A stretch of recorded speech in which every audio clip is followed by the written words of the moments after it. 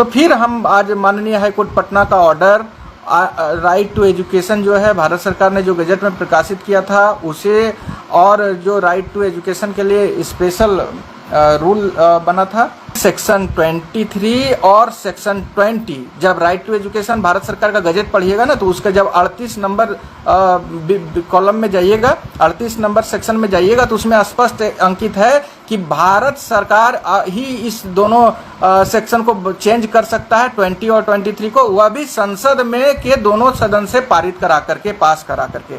इसलिए 23 को कोई बदल नहीं सकता है। तो 23 का 1 और 2 क्वालिफिकेशन हमारे ऊपर जो होना चाहिए वो हम अवेल कर रहे हैं, वो हमारे पास है। अब 23 का 3 सरकार को हमको देना है, माननीय हाईकोर्ट पटना ने इसको स्पष्ट कर दिया। तो इसमें कहाँ कोई कंफ्यूजन है कि हम नियोजित शिक्षक हैं तो हमको पेंशन नहीं मिलेगा, हमको ग्रेजुएटी नहीं मिलेगा, हमको प्रमोशन नहीं मिलेगा, हमको प्रोविडेंट फंड नहीं मिलेगा, आपको वह तमाम उसके साथ ही लिख दिया। देखिए इसका हिंदी अनुवाद भी सुन लीजिए, राइट टू एजुकेशन जो कह रहा है 23 में, धारा 4 में विनिर्दिष्ट विशेष प्रशिक्षण देने के प्रयोजन के लिए नियोजित शिक्षक, इसका जब हिंदी अनुवाद करते हैं ना तो उसमें स्पष्ट लिखा जाता है, नियोजित शिक्षकों सहित शिक्षकों के वेतनमान और भत्ते, चिकित्सा सुविधाएं, पेंशन, ग्रेजुएटी, भविष्य निधि और अन्य निर्धारित लाभ नियमित शिक्षकों के समान होंगे तथा समान कार्य और अनुभव के लिए समान होंगे। ये तो हम लोगों की मांग शुरू से रही है कि जो हमारे पूर्व से कार्यरत नियमित शिक्षक हैं उनके समान वेतन, पेंशन, प्रमोशन, सारा चीज हमको मिलना चाहिए। अब यह बात जो हम लोग कह रहे थे ये हवा में नहीं कह रहे थे, यह बात हम लोग राइट एजुकेशन में जो प्रावधान किया गया उसके तहत कह रहे थे। अब माननीय हाईकोर्ट ने भी यह आदेश सरकार को कर दिया है कि 23 को लागू कीजिए। सरकार की बेचैनी समझिए इसमें, यहाँ पर क्यों सरकार इतना जल्दी हाय तवा मचा के डरा के सबको फॉर्म भरवा दी और पास करके सबको विशिष्ट शिक्षक बनाना चाह रही है? क्योंकि सरकार कहती है कि जिस दिन आप विद्यालय में योगदान करेंगे उस दिन से आप विशिष्ट शिक्षक बन जाएंगे। मतलब आपका अपॉइंटमेंट का डेट उसी दिन तय कर देगा जिस दिन आप योगदान करेंगे। पिछला जो 15 साल, 18 साल, 10 साल का आपका सर्विस लेंथ है वह सब खत्म कर देगा। क्यों खत्म कर देगा?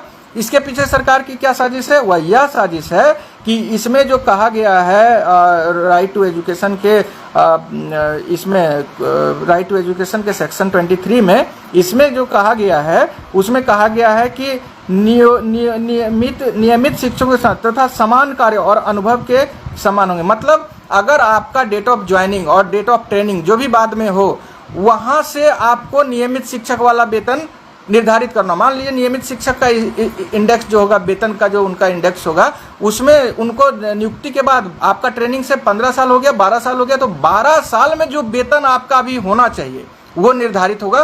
क्योंकि आप ट्रेनिंग कर लिए 2010 में, कुछ मेरे भाई बहन 2007 में ट्रेंड ही बहाल हुए, तो समझिए 2007 में जो भाई बहन बहाल हुए ट्रेंड में, उनका जब नियमित शिक्षक का स्केल 2007 से देखेगा और उसको जब ले जाएगा 17 साल के बाद उस लेवल पर, तो उनका वेतन कहाँ जाएगा? और आपके सर्विस में ब्रेक अगर सरकार कर देती है विशिष्ट शिक्षक बना करके, तो आज से उसमें यह भी लिखा है कि नियोजित शिक्षक के लिए भी लागू होगा और विशिष्ट शिक्षक के लिए। लेकिन विशिष्ट शिक्षक का जब पहले का सर्विस लेंथ खत्म कर देगा, योगदान, फ्रेश योगदान करा करके, तो उनको तो लाभ जो भी मिलना होगा आज जब विद्यालय में योगदान करेंगे तब से मिलेगा। इसीलिए हम कह रहे थे सरकार के मन में अगर खोट नहीं है तो इसमें सेवा निरंतरता का लाभ विशिष्ट शिक्षक में देता, तब समझते। सरकार के मन में हमेशा हम लोगों को नुकसान पहुंचाने का, शोषण करने का साजिश के तहत नियम बनाने का एक उनका ये हो गया है, मनसा हो गया है। तो उस मनसे को हम लोगों को बहुत तेज अपने आप को सारे लोग समझ रहे हैं। तो हम शिक्षक हैं, हम पढ़ाते हैं नियम कानून सबको, तो हमको कुछ आता जाता थोड़े है। हम लोगों ने भी लंबा अनुभव रखा है न्यायालय में संघर्ष करने का। तो सरकार को यह अब करना क्या पड़ेगा? अभी सरकार को इतने दिन हो गए माननीय हाईकोर्ट पटना के द्वारा न्यायाधीश पारित किए हुए, अब उनको सेक्शन 23 आरटी का लागू करना था, अभी तक लागू नहीं किए हैं। इसके बजाय वह बेचैन है कि विशिष्ट शिक्षक का दूसरे चरण का परीक्षा ले लो और फिर से गुमराह करो लोगों को, और गुमराह करके फॉर्म भरवा के विशिष्ट शिक्षक बना दो। क्योंकि उनका अगर वेतन सेक्शन 23 के तहत निर्धारित भी करना पड़े तो जो स्टार्टिंग इंडेक्स है वहां से ही उनको वेतन हम दें नियमित शिक्षक का भी। लेकिन आप अगर नियोजित शिक्षक के रूप में अपना सेवा सर्विस लेंथ आपका ट्रेनिंग के बाद भी 10 साल 12 साल का, तो अभी आप समझ लीजिए 45,000 पे अगर आप होंगे, तो नियमित शिक्षक का जब लेंथ ला करके और 10-12 साल का इंडेक्स पर ले जा करके जब वेतन फिक्स करेगा तो 80-90 हज़ार आप जाएंगे।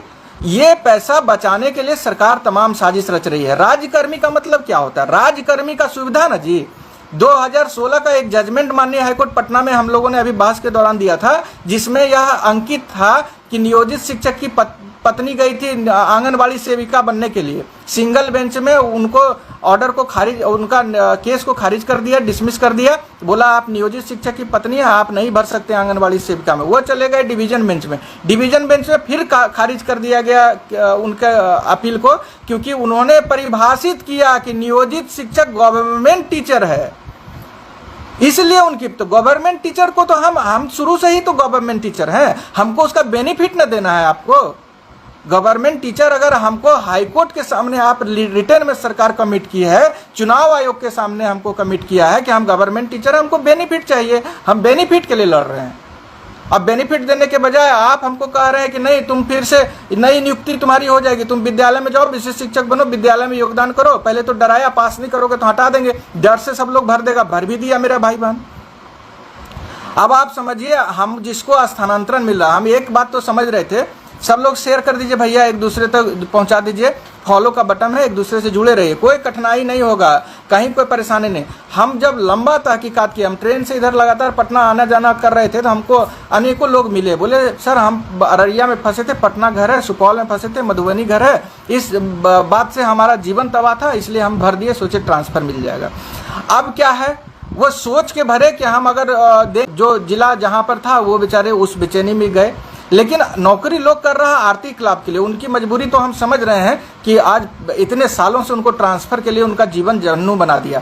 लेकिन जो लोग अपने घर के पास स्कूल में हैं, उनको अगर वहाँ से हटा के दूसरे जगह कर देता है, आप नौकरी कर रहे हैं पैसा के लिए, हम लोग लड़ाई कर रहे हैं पूर्ण वेतनमान के लिए, और हमको यहाँ पर ला करके फिर से वहीं खड़ा कर देगा जहाँ हम अभी तक पहुँचे। हम अब यहाँ से आगे 10 साल में सारे लोग रिटायर कर जाएंगे। अभी लगातार लोग रिटायर कर रहे हैं हजारों की संख्या में, और 10 साल में टोटल नियोजित शिक्षक रिटायर कर जाएंगे।